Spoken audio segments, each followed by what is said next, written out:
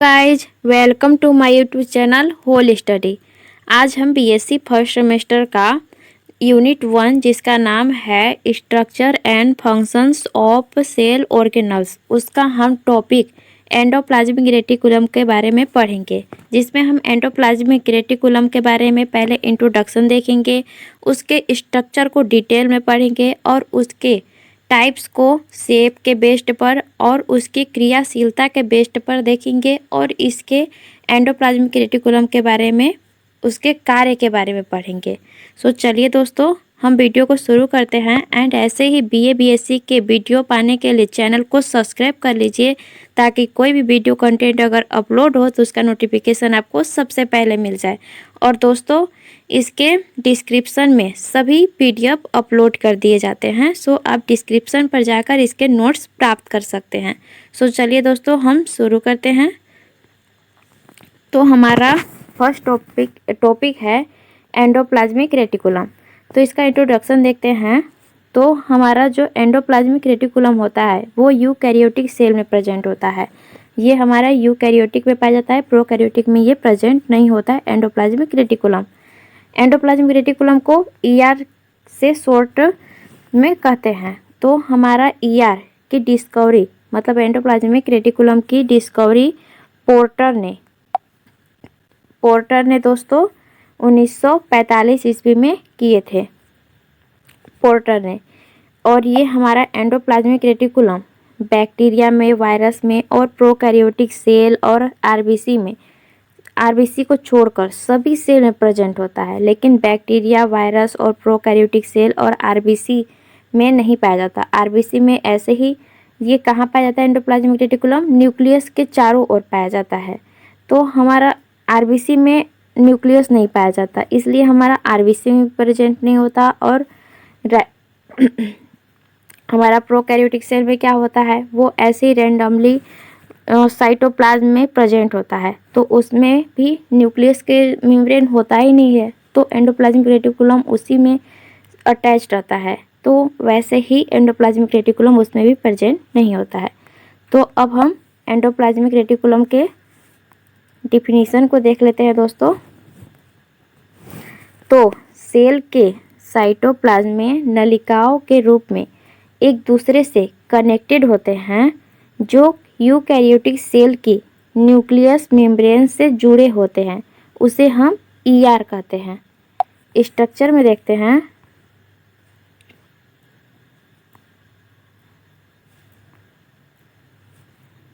देखिए दोस्तों, ये जो इस तरह से एक दूसरे से कनेक्टेड है ना, ये न्यूक्लियस मेम्ब्रेन से, वही हमारा ये एंडोप्लाज्मिक रेटिकुलम है। एंडोप्लाज्मिक रेटिकुलम का शेप अलग अलग होता है।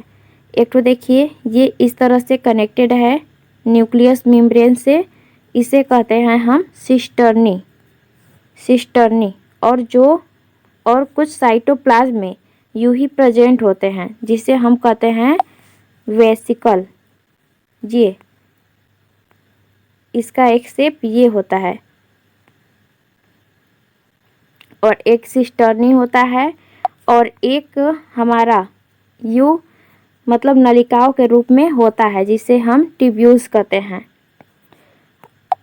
और हमारा ये जिसमें राइबोसोम, ये सिस्टर्नी में राइबोसोम प्रेजेंट होता है, जिसे हम रफ एंडोप्लाज्मिक रेटिकुलम कहते हैं। तथा ये जो होता है ना ट्यूब्यूल्स, इसमें मतलब राइबोसोम प्रेजेंट नहीं होता है, ये एकदम स्मूथ होता है, इसलिए इसे हम स्मूथ एंडोप्लाज्मिक रेटिकुलम कहते हैं। और ये हमारा न्यूक्लियस पोर से यूं अटैच्ड रहता है, पैरेलल मतलब जुड़ा हुआ रहता है, इसके बीच में ऐसे अटैच्ड रहते हैं। अब इसके हम देख लिए, अब स्ट्रक्चर को देख लिए, अब हम इसके बारे में थोड़ा पढ़ते हैं। तो एंडोप्लाज्मिक रेटिकुलम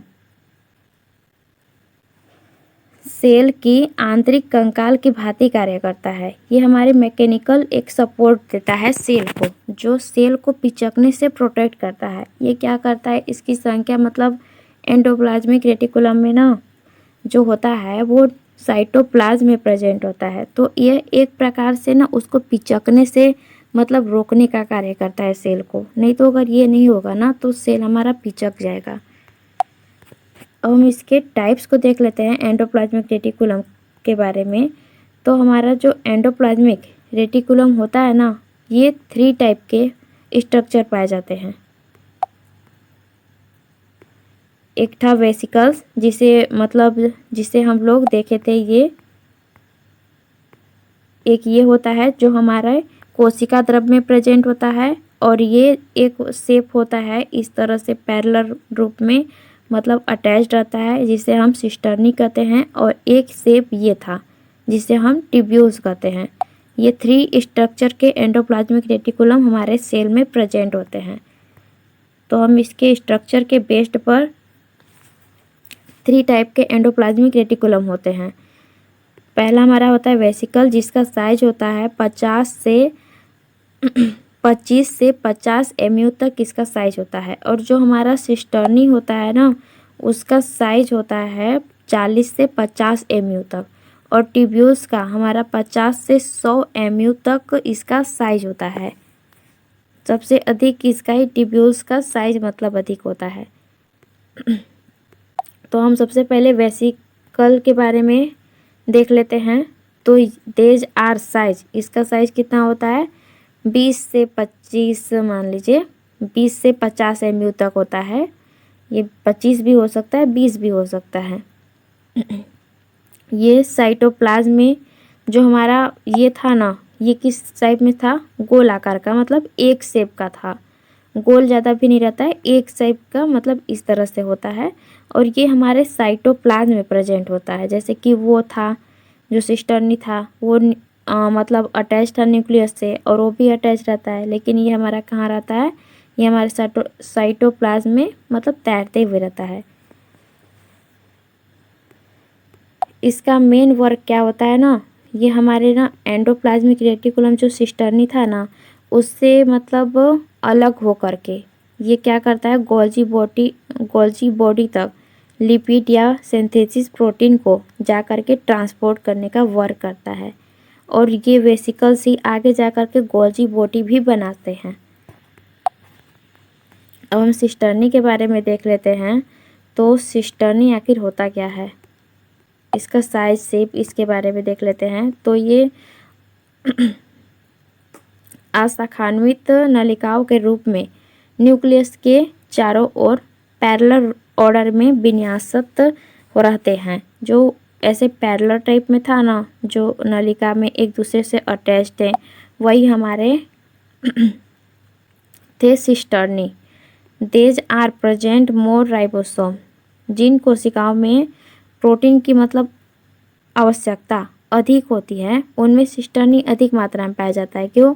क्योंकि सिस्टर्नी में क्या पाया जाता है, राइबोसोम प्रेजेंट होता है। तो राइबोसोम का वर्क क्या होता है, प्रोटीन सिंथेसिस करना। तो ऑफकोर्स जहाँ पे प्रोटीन सिंथेसिस की आवश्यकता अधिक होगी, वहाँ पे सिस्टर्नी की मात्रा अधिक होगी। तो हमारा जो पेनक्रियाज होता है ना, उसमें सिस्टर्नी की मात्रा अधिक होती है, क्योंकि पेनक्रियाज में मतलब प्रोटीन सिंथेसिस की आवश्यकता अधिक होती है। अब हम अगले शेप के बारे में पढ़ लेते हैं, ट्यूब्यूल्स के बारे में। तो हमारा ट्यूब्यूल्स कैसा होता है, ट्यूब लाइक स्ट्रक्चर होता है, नलिका के रूप में जैसे मतलब रहता है नलिका, वैसे इसका स्ट्रक्चर होता है। और ये क्या होता है, स्मूथ होता है, इसका सरफेस एकदम चिकना रहता है। और इसमें क्या पाया जाता है, इसमें राइबोसोम प्रेजेंट ही नहीं होता है। इसमें वसा सिंथेसिस होता है, जो कोलेस्ट्रॉल और ग्लिसरॉल आदि हार्मोन सिंथेसिस करने वाले संश्लेषित होते हैं। और वे वहाँ ट्यूब्यूल्स प्रेजेंट होते हैं जहाँ पे मतलब वसा का सिंथेसिस होता है। यहाँ पे प्रोटीन सिंथेसिस होता है ना, वहाँ पे ट्यूब्यूल्स कम मात्रा में पाया जाता है। और ये देखिएगा दोस्तों कि हमारा जो मतलब तीनों एंडोप्लाज्मिक रेटिकुलम है ना, इसका मतलब ये नहीं कि मतलब पेनक्रियाज में केवल सिस्टर्नी ही पाया जा रहा है, या फिर जैसे कि हमारा था पेशीय कोशिकाएं हैं और गिनपिंग स्पेरमिड है, तो इसमें मतलब ये नहीं कि इसमें केवल हमारा वसा सिंथेसिस करने वाला ट्यूब्यूल्स ही प्रेजेंट हो, ऐसा नहीं है। मतलब जहाँ पे हमारे मतलब उसकी ज़रूरत अधिक हो, वहाँ पे वो अधिक मात्रा में पाया जाएगा। जैसे पेनक्रियाज था, उसमें प्रोटीन सिंथेसिस अधिक होता है, तो वहाँ पे सिस्टर्नी की मात्रा अधिक होगी। लेकिन ये नहीं कि उसमें ट्यूब्यूल्स नहीं होगा, ट्यूब्यूल्स होगा लेकिन बहुत कम मात्रा में होगा, और उसमें सिस्टर्नी की मात्रा अधिक होगी। इसी तरह से सभी सेल में प्रेजेंट होते हैं। तो वही लिखा है कि ये 3 प्रकार के एंडोप्लाज्मिक रेटिकुलम एक सेल में प्रेजेंट होगी, बट अधिक संख्या किधर है उसके बेस्ड पर डिवाइड होती है कि मतलब किसकी मात्रा अधिक होगी, किसकी कम मात्रा होगी।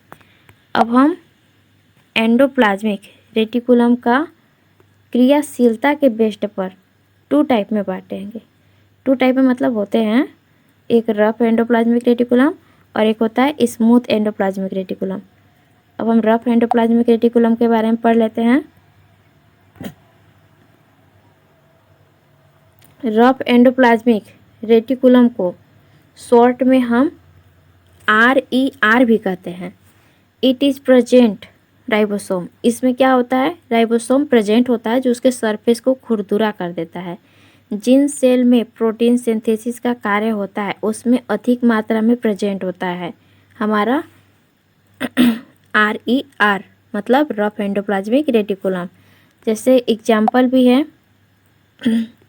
प्लाज्मा कोशिकाएं, गोबलेट कोशिकाएं, पेनक्रियाटिक कोशिकाएं एंड यकृत सेल, इन सब में ये अधिक मात्रा में पाया जाता है। अब स्मूथ एंडोप्लाज्मिक रेटिकुलम के बारे में देख लेते हैं। स्मूथ एंडोप्लाज्मिक रेटिकुलम मतलब वही ट्यूब्यूल्स। ट्यूब्यूल्स किस में पाया जाता है, जिसमें वसा की आवश्यकता होती है, जिसे हम इसे शॉर्ट में हम SER भी कहते हैं, स्मूथ एंडोप्लाज्मिक रेटिकुलम का। मतलब इसमें क्या होगा, राइबोसोम प्रेजेंट नहीं होगा। तो ये कहाँ पाया जाएगा, ऑफ कोर्स जहाँ पे वसा का अधिक मात्रा चाहिए, मतलब मसल सेल्स, फैट सेल और WBC में। इसमें मतलब प्रोटीन की आवश्यकता नहीं होती है, इसलिए इसमें स्मूथ एंडोप्लाज्मिक रेटिकुलम प्रेजेंट होता है। इसमें राइबोसोम प्रेजेंट नहीं होता है। अब हम इसके ER मतलब एंडोप्लाज्मिक रेटिकुलम के बारे में, उसके कार्य को देख लेते हैं कि आखिर इसका कार्य आखिर हमारे बॉडी में क्या होता है, सेल में आखिर ये वर्क क्या करता है। तो प्रोटीन सिंथेसिस इसका मेन फंक्शन, प्रोटीन सिंथेसिस करता है, कण निर्माण में मदद करता है, और लिपिड सिंथेसिस करता है, और क्या करता है, ये जो होता है ना, ये हमारा न्यूक्लियर मेम्ब्रेन के फॉर्मेशन में भी हेल्पफुल होता है। सेल डिवीजन के टाइम एंडोप्लाज्मिक रेटिकुलम के द्वारा ही न्यूक्लियस मेम्ब्रेन का फॉर्मेशन होता है। और ये क्या करता है, ग्लाइकोजन सिंथेसिस में भी ये हेल्पफुल होता है एंडोप्लाज्मिक रेटिकुलम। और ये क्या करता है हमारा, और इसका कार्य क्या है, तो transport of genetic materials information. जो हमारा जेनेटिक मटेरियल इंफॉर्मेशन होता है, जो DNA और RNA में होता है, वो हमारा जो मतलब एंडोप्लाज्मिक रेटिकुलम होता है ना, वो कलेक्ट करता है और उसे वो साइटोप्लाज्म में या फिर कोई अन्य ऑर्गेनल्स जो उससे अटैच्ड होंगे, जुड़े होंगे, मतलब उससे आकर मतलब कनेक्टेड होते हैं, अटैच्ड होते हैं, तो उनमें अपने जो जेनेटिक मटेरियल को DNA और RNA से कलेक्ट करता है, उसको उसमें ट्रांसपोर्ट कर देता है। ये एंडोप्लाज्मिक रेटिकुलम का वर्क होता है। और भी इसके वर्क हैं कि ये मटेरियल एक्सचेंज, जैसे कि जो एंडोप्लाज्मिक जो ER की मेम्ब्रेन होती है ना, वो सेमी परमिएबल होती है। तो ये क्या करती है, सेल मेम्ब्रेन की तरह कार्य करने लगती है, और कुछ ही पदार्थ को वह अंदर आने देती है और कुछ पदार्थों को ही बाहर जाने देती है।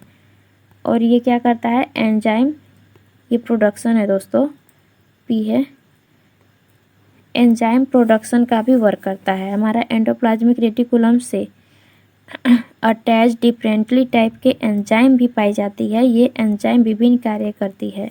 ये एंजाइम प्रोडक्शन का भी कार्य करता है, एंजाइम का भी उत्पादन करता है। और क्या करता है, ये सेल मेटाबॉलिज्म में भी हेल्पफुल होता है एंडोप्लाज्मिक रेटिकुलम। और इसका वर्क होता है इनर सेलुलर ट्रांसपोर्ट। ये हमारे क्या करता है ना, इसका मेम्ब्रेन जैसे कि कुछ मॉलिक्यूल जैसे कि जल और ऑक्सीजन का ट्रांसपोर्ट करने में भी मदद करता है एंडोप्लाज्मिक रेटिकुलम। और ये गोल्जी बॉडी, वही जो बताई थी कि वो जो वेसिकल्स के रूप में निकलते हैं, वो वेसिकल्स आगे जाके गोल्जी बॉडी का फॉर्मेशन करते हैं। सो दोस्तों, ऐसे ही वीडियो प्राप्त करने के लिए यहीं पे ये मतलब समाप्त होता है। ऐसी वीडियो प्राप्त करने के लिए चैनल को सब्सक्राइब कर लीजिएगा, ताकि कोई भी वीडियो अपलोड हो उसका नोटिफिकेशन आपको सबसे पहले मिल जाए। सो चलिए दोस्तों, बाय।